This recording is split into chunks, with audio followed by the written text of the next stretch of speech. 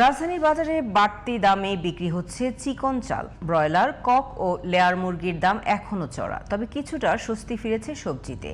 বাজার মনিটরিং জোরদার করার দাবি জানিয়েছেন ক্ষুব্ধ ক্রেতারা। জান্নাতুল ফেরদৌসির রিপোর্ট।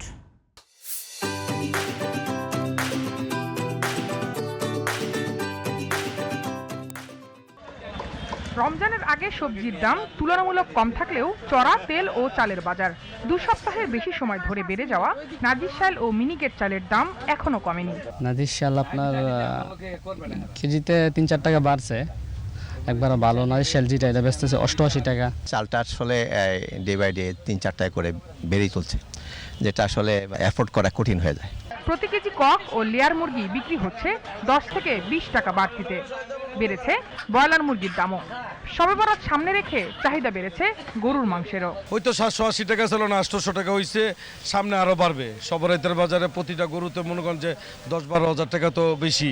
গত সালের তুলনায় ককের ব্রয়লারের দুটোটার দামই বাড়তি, 15 থেকে 20 টাকা কেজি প্রতি বেড়ে গেছে আরো মানে এমন একটা অবস্থার মধ্যে আছি যেটা আমরা বলতেও পারছি না, সইতেও পারতেছি না। আমরা বাজারে আসলে যে বাজেট নিয়ে আসি এটা আসলেই ফেল করে। যেটা আমাদের মধ্যে যেখানে হয়তো মাসের 4টা মুরগি কিনবো, সেখানে হয়তো একটা মুরগি কিনে নিয়ে আমাকে ফিরে যেতে হচ্ছে, এছাড়া আর কোনো রাস্তা আমাদের নাই। বেগুন, করলা, চিচিঙ্গা, শসা, লেবুর দামও বাড়তি। দাম কমার তালিকায় রয়েছে টমেটো, আলু, পেঁয়াজ, শিম সহ বেশিরভাগ সবজি। আপনার করলা, লেবু এই সমস্ত সবজিগুলোর দাম বেশি, আর আলু, পেঁয়াজ এগুলোর দাম কম।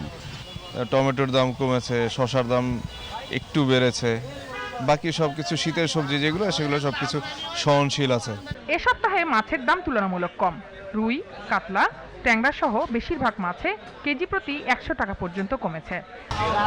মলা হলো মানে 500, ট্যাংরা 500, 550, কাজকে হইলো 500, বাইম 600, ওই যে গুড়া বাইলে আছে 300, পাবদা 350, কই মাছ 250, 220, আপনার হলো ওই যে শোল মাছ হইলো আপনার 600-700 টাকা কেজি এরকম।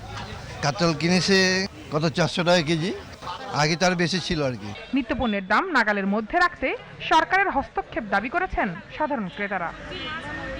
জান্নাতুল ফেরদৌসি, জিটিভি নিউজ, ঢাকা।